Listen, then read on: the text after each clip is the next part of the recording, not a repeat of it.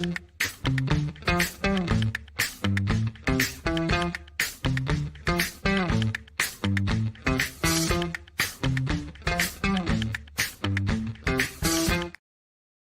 of these days, I'm going to color correct that video so that it matches the background. What's going on, everybody?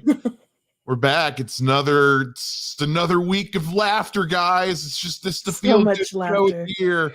It's man, I walked out of this feeling like $1 million. It's just my heart was all aflutter and so full of love and happiness and joy. It truly is a time to be alive, everybody. Yes. It's just, man, why every week? And everyone just stays so alive in this show. Everyone is alive and healthy and not having old rusty thread needles put through their abdomen.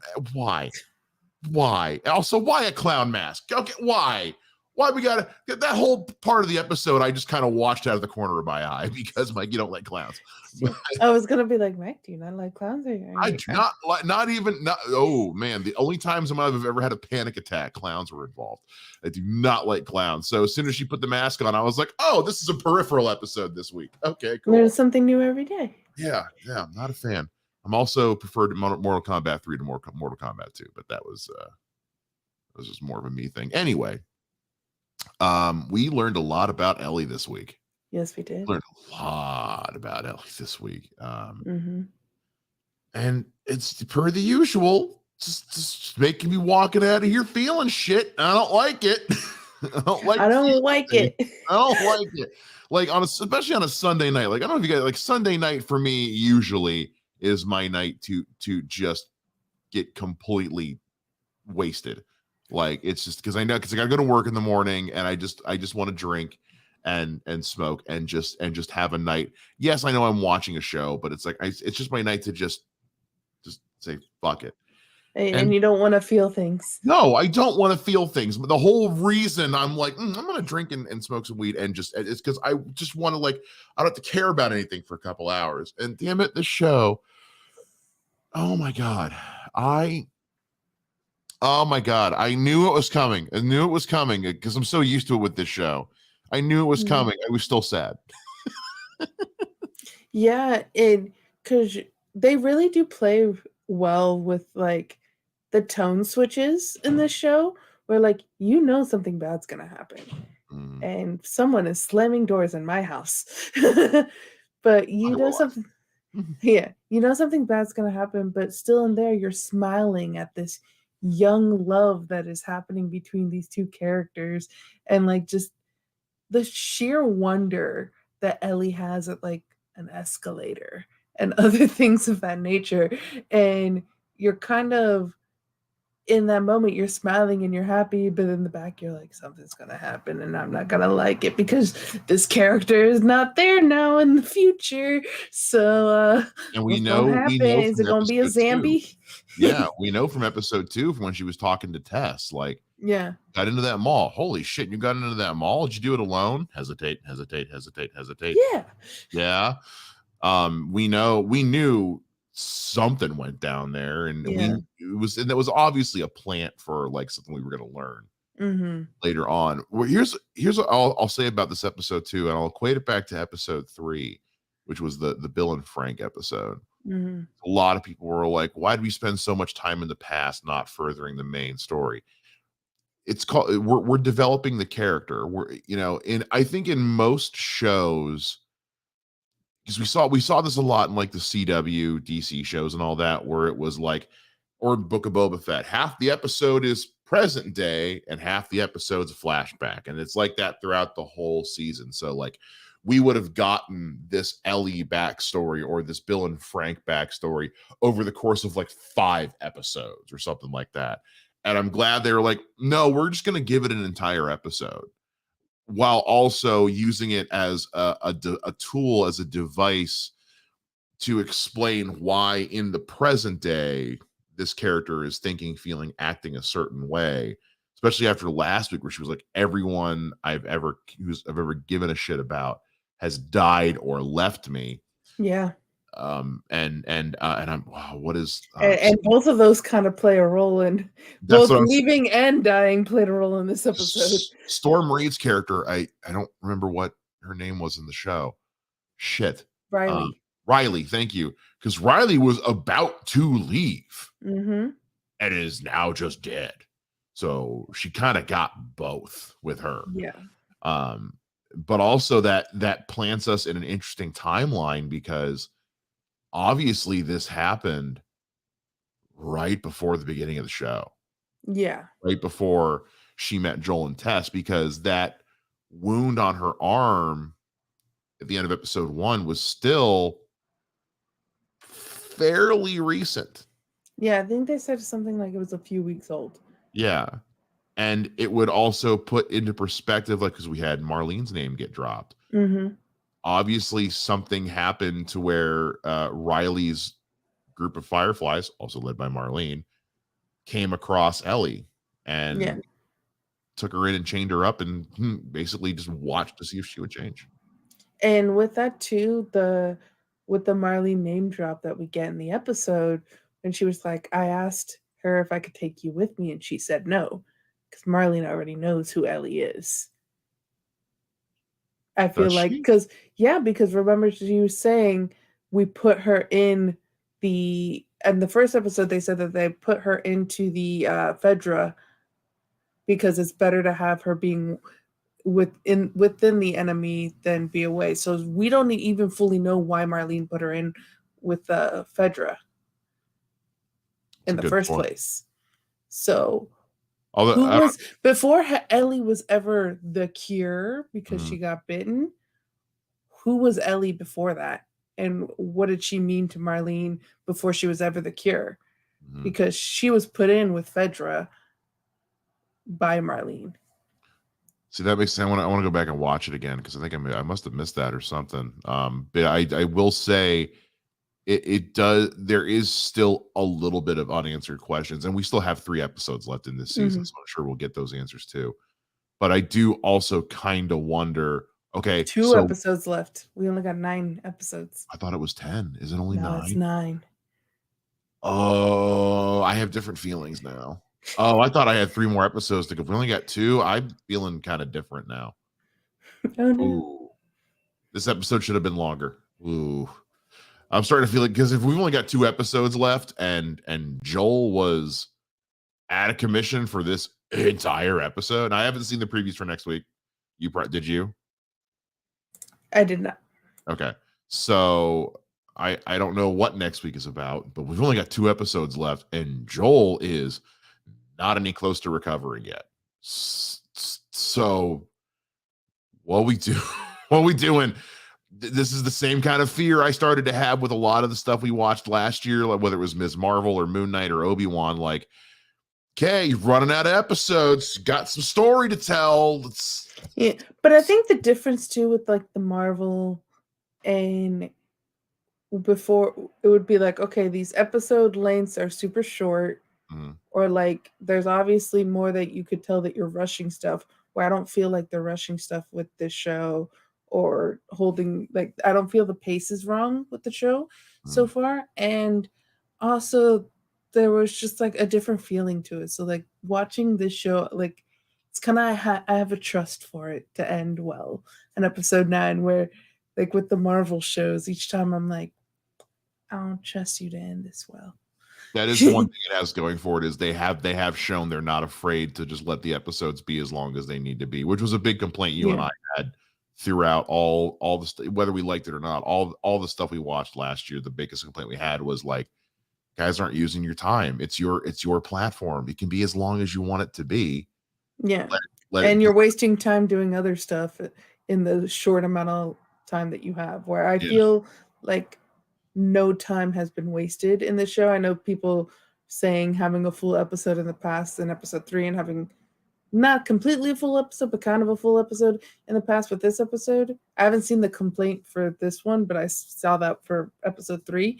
And I was like, to me, that wasn't time wasted at all. Where I think in the shows last year where Disney Plus, there was some time wasted that happened in some of those episodes. Yeah. Loved seeing the wedding. Probably could have done without it, considering everything else that we kind of just sped through at the end in Ms. Marvel. And don't even get me started on Moon Knight's finale. But anyway, I love the show. The finale was not good. Anyway, so there is that little bit of just kind of like PTSD apprehension I'm having of just like, fool me once, shame on you. This is like fool me. We can't get fooled again. Can't get fooled again. This is like the 5th time now where I'm like, guys, I've been burned before. But it's a different company this time. Different company. This guy's different, girls. I'm telling you, he's not like the other ones. I really want that to be true. I really want that. This show is giving me no reason to doubt it, but the rest of streaming TV. Give her a chance. I'm giving her a chance, but I'm also like not letting her have a drawer in the dress. Let love win, because it didn't win in this episode. Oh, I gotta do that, man. I gotta do that. Yeah, but this was just such a great, because we got to see a whole different, not a different side of Ellie, like just more of what we've known is there. You know, like the silliness, the fact that she's a kid. Yeah. And you can see that even the difference between, like, because Riley is about to be turning 17, and that's kind of why she left, because at 17 you get your post for Fedra, where she's still a 14-year-old girl. Yeah. And I don't know if you've ever been a 14-year-old girl before, Mike, but only when I'm playing The Sims. That's I've been a 14-year-old girl, and I've been a 17-year-old girl, and it is very different. Even though the age gap between that is not very different, it is very different. I think that's true for a lot. Like, it's amazing how much you can grow and change in 3 years. Yeah, it really, especially as a teenager. Like, good God, like when I think back on me as a freshman in high school and me as a junior in high school, it is vastly different. Yeah, it is vast. And then, I mean, God, 3 years ago, from 3 years ago today, like me at 31 was totally different than me now that at not 31. So do the math, kids. It's not hard. Add 3. So it's and especially when you're that age, you know, now like when you think nowadays, the idea of me meeting someone or falling in love with someone who's 3 years my senior or 3 years my junior, it's inconsequential. Right. But when you're that age, like the idea of like a 17-year-old girl being into me, holy shit, you know, like it's just so, and growing up in the hellhole that they did, it just, you know, we talked about it after the Bill and Frank episode. Like in 2003, gay marriage wasn't legal. And so the world didn't have a chance to like grow and evolve their perceptions of gay relationships like our world did. So I'm sure that both Ellie and Riley have probably grown up thinking that that just kind of wasn't really much of a thing. And then also too, growing up in Fedra, which Fedra probably offshooted from the government, and the government was very anti-gay at that time. So No Ask, Don't Tell hadn't been repealed yet at that point. Yeah. So you can just imagine that was a no-go if you were under Fedra. If it ever even came up, there's probably a good chance they just never brought it up. Exactly. And it was very interesting to see kind of Ellie with Fedra and that one guy, was it Kwong? What's his name? Kind of like the principal. I know you're talking about. I don't remember the character's name, and I'm blanking on the actor's name. I know he's been in other. I'm gonna look it up. But he's kind of like the principal figure. And like you went to the principal's office, and she was like, kind of like, I forget the name of the punishment. It was like, put me in the hole or whatever. And he was just like, we put you in the hole multiple times, and you're still the same little shit. Like the same little shit. And so gives her the option, goes, you can keep not following the rules and you're going to end up on basically shit duty. Or you can follow the rule, because he says, you're very smart, but you're so smart that you're dumb. And how many people do you know that are so freaking smart that they are dumb? Because I know plenty. And Terry so, Chen, by the way, Terry Chen, who plays Captain Kwong, so I got it right. Kwong. Yeah. So, and pretty much is like, am I free to go? After she says, I choose the keys, I choose to follow the rules. It's like, yeah, you're, and that had more, that shows Ellie's kind of like putting her in punishment or doing stuff like that. That's not going to change who she is. Explaining stuff to her, making her be a part of it, that helps her make the decisions and actually gets to her and her core. And even so much so that when she's with Riley, her best friend, they're having the arguments and the discussions about the Fireflies and Phaedra, and where you have Ellie going, yeah, Phaedra's not good, but I don't see the Fireflies as good either, because I've seen them bomb stuff or do this or do that. And where you have Riley going, you don't know everything, and Ellie going, but actually I do, which she doesn't. So it's kind of interesting to see those conversations that are happening between two people that are probably think not exactly the same, but think very similarly. But if one is on one side and the other is on the other.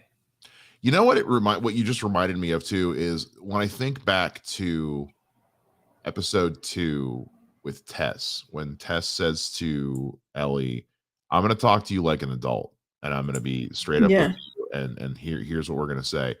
And in that moment, Ellie clung to Tess and opened up to her. With Joel, it wasn't until he stopped treating her like a stupid, annoying kid and just started treating her like a travel companion that she started to warm up to him, because she was being as cold to him as he was to her. Right. And it wasn't until he started treating her just like a person rather than cargo that she warmed up. And so I think part of the reason why she was willing, why like Captain Kwong was able to get through to her the way he is, because he was straight with her. I'm gonna be honest with you, like pretty much is what look, he said. I'm gonna tell you the truth. Look, life sucks. Here's your 2 options. You've got shitty option A or slightly less shitty but still shitty option B. Right.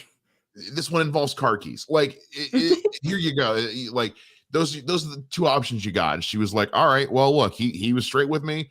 And yeah, that one's got car keys. So, cool.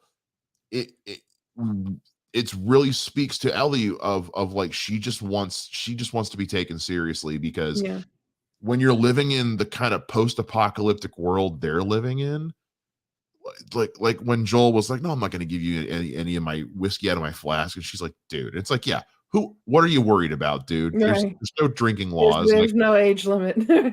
Just treat her like or even last episode when they get to and they're eating and they're just shoveling it down. And the minute Joel says, Ellie, what about, where's our manners? She stiffens up like, no.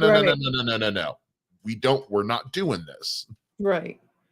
And to answer Josh in the chat, we have not played the game. We have not played the game. We can't tell you whether you should or not.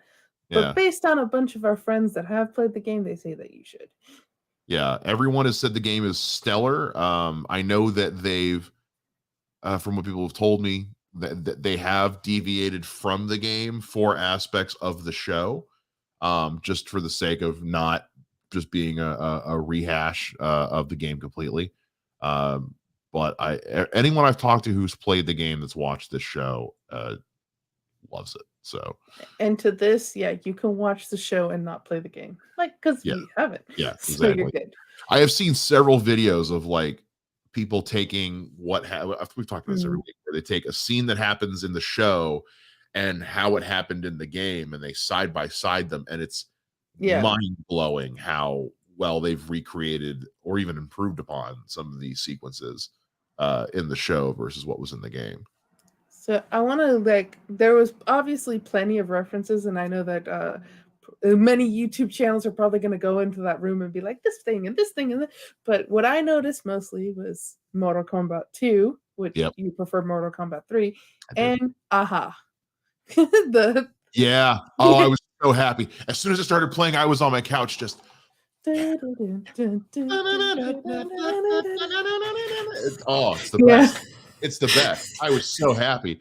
Plus, that mall was so quintessentially 2003. Like, talk Yes, it about was. frozen in And the time. Victoria's Secret. Oh my, even at that moment, I was just kind of like, let's move on. I'm uncomfortable.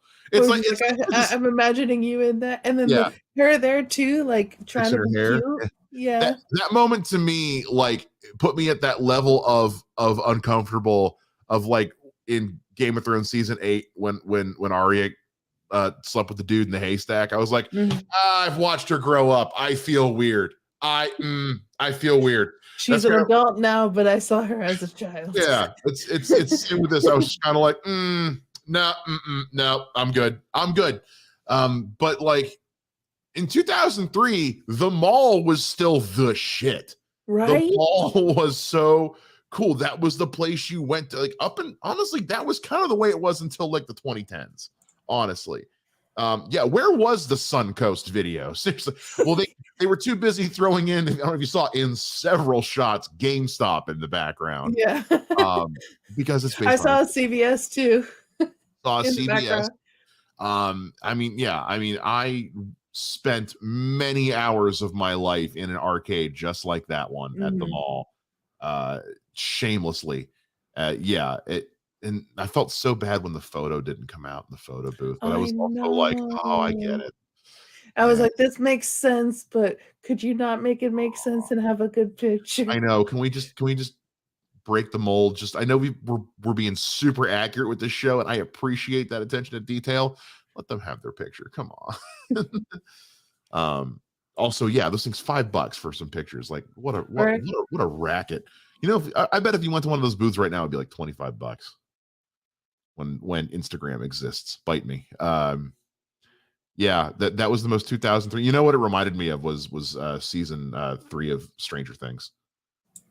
There's so much that takes place in the mall. So anyway, yeah, it was like an interesting little just like slice of time, almost perfectly preserved, and just kind of, I think it was a part of the reason too why I was having such a good time with this one, because we were being nostalgic. This was nostalgic as fuck, right? And I think too, for me, where like I haven't seen Stranger Things. The Stranger Things is set in the 80s, and I was not alive in the 80s, so I'm not nostalgic for that time as it was. Where so like I have a few friends who were alive in the 80s and remember that time, and they're like, oh my god, this and that and this, and I'm like, I don't, but I was alive in the early 2000s and I have memories from the early 2000s, and oh my god, is this the early 2000s? And makes me like nostalgic, and you're like, oh man, things are not going to go well from here, but look at how happy they are and how happy it's making me. Part of me was a little afraid one of the surprises was going to be just like the food court, because I was just going to be like, no, it wasn't good when it was fresh. It's definitely not good now. Taco?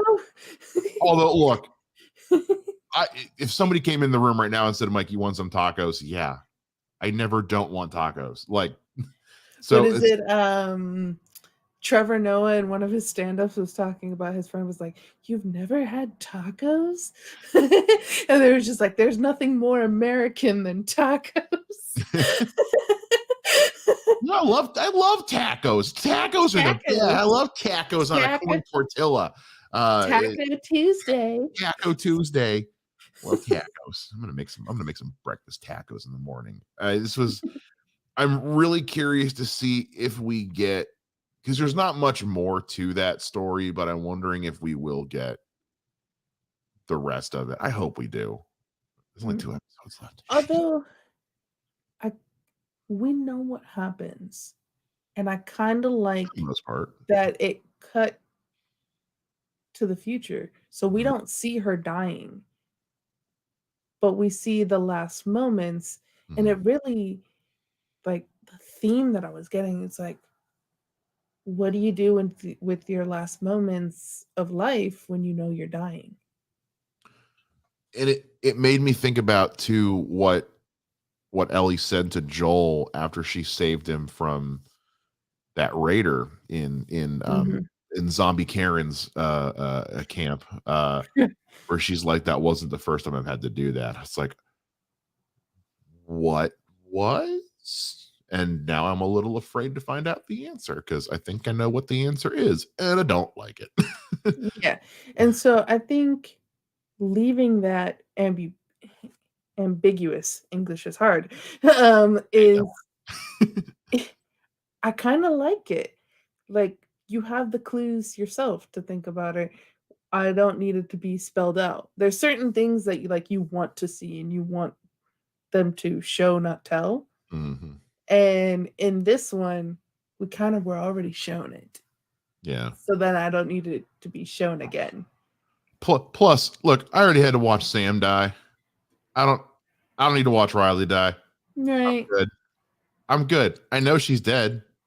I've made peace with that. I knew she was dead before the episode started. Right. I knew there was someone. I knew she was dying even when it was parkour. Yeah, which was great. Zombie parkour is awesome. It reminded me of Dying Light a little bit. But yeah, I don't know. I guess it's the completionist in me. It's like I want to know the whole story because I just do. But also like from an artistic standpoint, yeah, I don't need to see. I don't need to see the final. Get it in the game so you can play it. Oh god. I know. And as soon as and that's the other thing too is like I wish we were getting one more episode, but also it's one less episode I have to watch before I can start playing the game because I said I would start when the show's over. Also, cool. That means I can then shift all my focus to The Mandalorian because that starts next week. With this week. Papa Pedro.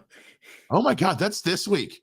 Oh my god, that's this week. It might be the 26th, but this is a short month. Oh my god, I have so much to do. But going to with Riley and with Ellie is Ellie going and everyone who I've ever loved has left me or died. She almost leaves Riley there too, but ends up not leaving. So with a great fake out, by the way. Excellent fake out. Excellent fake out. And you kind of get a little bit more of who Ellie is even with that portion. She's not leaving Papa Pedro there. Like he's saying, leave me, go to my brother.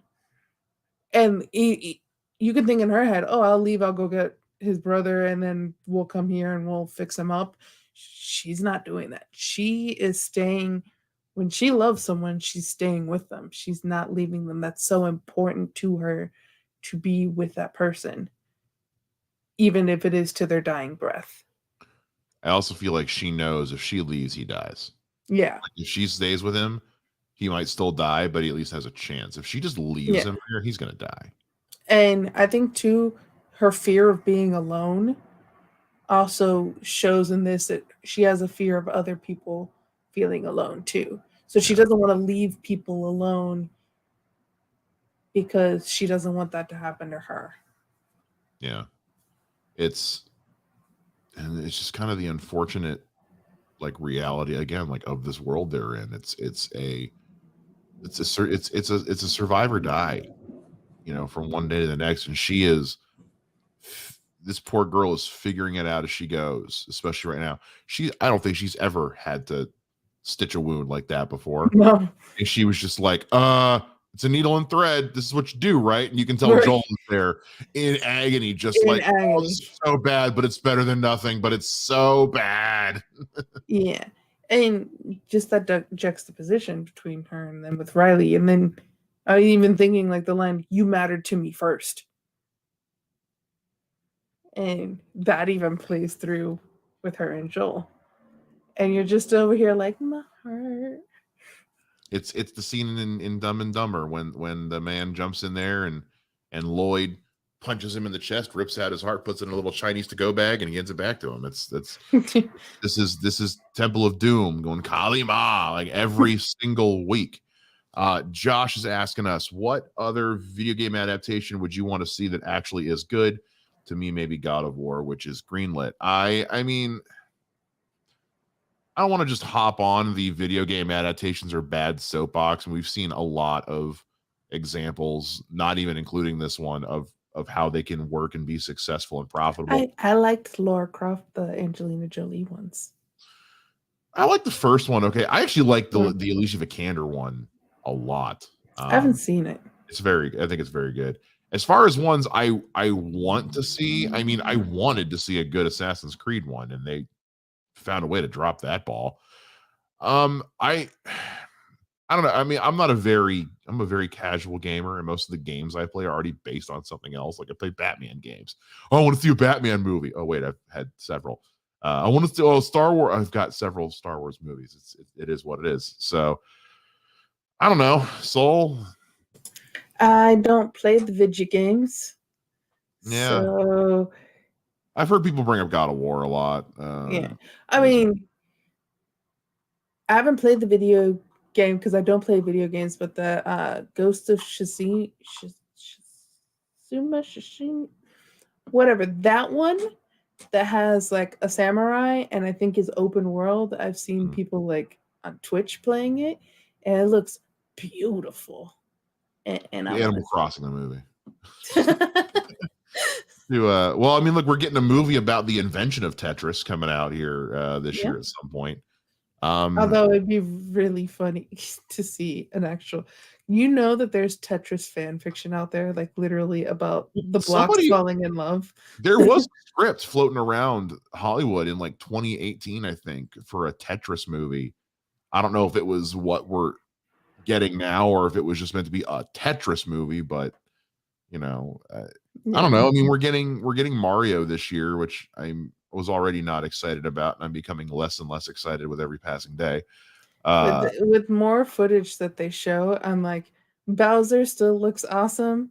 Mario, not so much. But it seems to me like the entire voice cast is just phoning it in. Anyway, it's another comment. But I don't know. As far as ones I would want to see, I mean, like, look, the only other game I play with any regularity is like Worms Armageddon. And you know what? To be a Worms Armageddon movie, just I don't give a shit. Make it for I don't like even know what that is. It's one of the it was the most ridiculously stupid, childishly fun games on the face of the earth. It is worms trying to kill each other with bazookas and the holy hand grenade from Monty Python. It is amazing. Everyone should play it. Now I want to see that. It is incredible. Next time I stream it, I'll let you know. It is incredible. It is a wonderful game. So I don't know, make a movie out of that just because it would be fun. Just worms in the military fighting each other. The worm civil war. Don't care. I want it now. You could have Heidi Klum play one of the worms. Sure. Sure. Why Just not? Remember her in the worm costume? Oh my God. Halloween? No, I forgot about that. But now thank you. Oh God, that was the stuff of nightmares. I don't know. Anyway, we're so going back to it, the joke book and the screenshots, and they're like, what's a screenshot? Oh, the screenshot one broke my heart. I was just like, oh my God, I'm so old. But also these poor kids. Yeah. Like it's amazing they know what a computer is, to be honest with you. She didn't know what an she has a Walkman.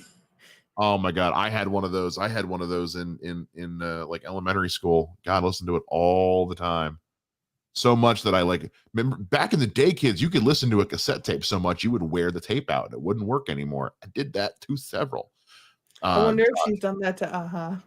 I would. They're making a Borderlands movie directed by Eli Roth. So I was just about to say, directed by Eli. Well, I'm out. Anything directed by Eli Roth, I'm out. Hard pass all the time. Never seen a movie of his that I liked. And we've heard some talk of the other QZs. So my mind is kind of like, what's going down in these other QZs? Because we've seen the Boston QZ, we've seen the takedown of Kansas City. Mm-hmm. I believe because watching like the games, I think it's like in Philadelphia or somewhere in Pennsylvania, where the stuff that happened in Kansas City was supposed to happen in Pennsylvania. And we know Riley was getting sent to Atlanta. Yeah, and Riley was getting sent to Atlanta. It'd be cool you can 100% do like a spin-off show of this in like different QZs, and not just even like QZs in the US, like QZs around the world. Yeah. And so to me, like my brain of just like world building brain is just like, what's going on in other parts of the world? And yeah. I think the only thing I take with that is like you run the risk of having a Fear the Walking Dead situation, Right. where it's like, if you're gonna do this, you better do something. Because imagine doing a spin-off of The Walking Dead when it was people were already starting to say like, what are you doing? We don't know what the show is anymore. Right. And your bright idea was, well, let's just make another show. Well, no, fix the one you got first. So when you're dealing with a zombie apocalypse, and if you're going to spin off, it's like, okay, well, you better do something different and fucking interesting, because Right. more of the same, or if you try to take it to like the years leading up, like do a show about those 20 years.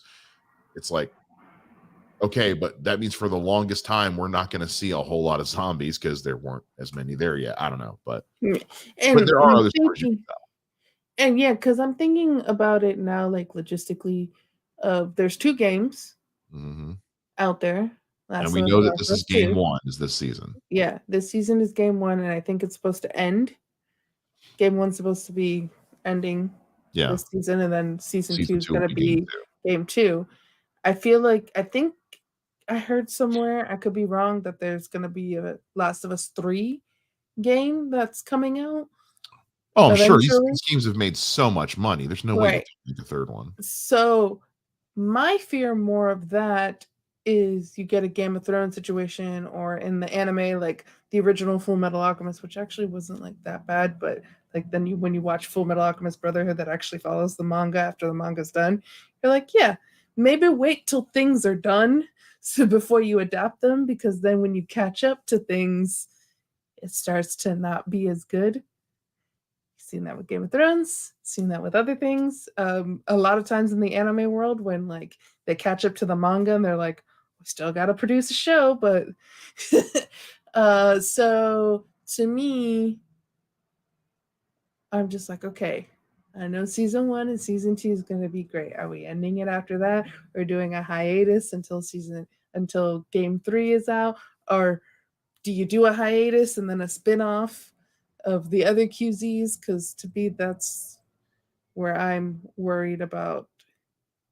So I'm not worried about the season ending badly, like you are being with what happened with Disney Plus shows last year, but I am worried about how the show ends. Yeah. When, Especially not knowing the games. So yeah. it's hard to say. I am cautiously optimistic about the end of the season. I am cautiously optimistic. I'm thinking about, okay, we got 2 episodes left. Joel's still out of commission. What are we doing next episode? Because like we're just in some town in some house. Right. Those people who attacked us are still out there, and we saw they left a trail of blood, so they are easy to track. Do we get another time jump? I hope not. I don't know. I don't know. It's hard. It's hard to say with this, because I didn't think we were going to get one last week either. I didn't think we were going to do that. So it made sense to me why there was a time jump, so that way we didn't have to watch. Once I saw it, it made sense. Yeah, but I think to me, I'm like, oh yeah, instead of having them walk through the woods and have that be an episode of them walking. Same reason why you put them in a truck. It's like, we got a lot of ground to cover. We got 9 episodes to do it. They get in a truck, they cover some ground, and then the truck breaks down. Now we pick it back up again. Those couple of weeks they were on the road, they were fine. They're fine. Yeah. Eating Chef Boyardee, and sounds good actually. So I don't, but also like I don't know what the end game is anymore, because originally the end game was get her out west to the Firefly facility, Salt Lake City.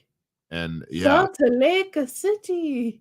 Have you seen Book of Mormon? It's been forever. Orlando. They're not going there. No, they are not. We got Josh saying, I can see WB doing a Hogwarts Legacy show because of the sales, even given the criticism. What are your thoughts on that possibility? No comment. Yeah, no comment. So they could. I don't know. With the new regime over at Warner Brothers right now, it's hard to say. It's hard to say, especially because that's WB UK. So I don't know. It's hard to say. It's really hard to say with the way things are right now. So we'll see. But 2 more episodes left. Mandalorian starts this week. It's the year of Papa Pedro, which I am 1,000% here for. And by the year 2030, all TV shows will just be Pedro Pascal taking care of a child. Care of a child. Yeah, we've all seen the meme. It's hilarious. And it should absolutely be all TV. I love that he's breaking the stereotype for a Latin father. He absolutely is. Yeah, 1,000% is. Here's what I want to know. What happened to baby mama? Yeah. I kind of want to know more about Joel. You want a slice of life of Joel? I want a slice of life of Joel. Like, I know we only have 2 episodes left, and we gotta move the fuck along here, but I kind of want to know some slice of life Joel stuff here. And for last episode, we better hear him sing. I said this last week, if I don't hear Pedro Pascal sing to Ellie this season, I will riot. I will be so mad. You don't introduce that and then not deliver on it. Right. She's gonna save the world. At least you can do a sing for her. Exactly. Just saying. Anyway, all right. Loved this episode. The show does not miss, plain and simple. Very excited for next week. No idea where we go from here, and I think that's the mark of good storytelling. Because I'm looking at this and I'm just like, I have no idea how this ends. I have no idea how we end this. So, and I just know that Papa Pedro is going to be alive and that he's going to sing. That's what. Yeah. No, Pedro Pascal is going to sing for me, not for anyone else, for me. He is going to sing for me because that's what this is all about at the end of the day. It's all about me. Anyway, thank you guys so much for hanging out with us on the late Sunday night after watching The Last of Us. We do this every Sunday, schedules permitting, for The Last of Us. Don't know if we're going to do it for anything else, just at least not for a few weeks. We'll see. Your boy's busy, but otherwise, hang out with us again next Sunday for another episode of The Last of Us. Like, subscribe, let us know down in the comments what you thought of this. We'd love to hear from you always. And we are coming up on 200 followers, guys, 200 subscribers on the channel. Thank you so much. We're going to do something. We don't know what yet. We're figuring it out. We're going to do something. Let us know what you might like. What do you want to do? What do you guys want to do? If we did a live stream for 200 followers, what do you guys want to do? Like, is it just me like grilling in my underwear? Like, what are we doing? I mean, I'll do it. It's fine. Just what do we do? I just want to know what we're like 5 away at this point. So like, share it on Facebook and I'm sure we'll get it by the end of the day. Anyway, I've rambled long enough. Thank you guys so much for hanging out with us. That's Soul. I'm Mike. Boggs is off doing British things. We'll see you guys again next time here on Off the Wall. Bye.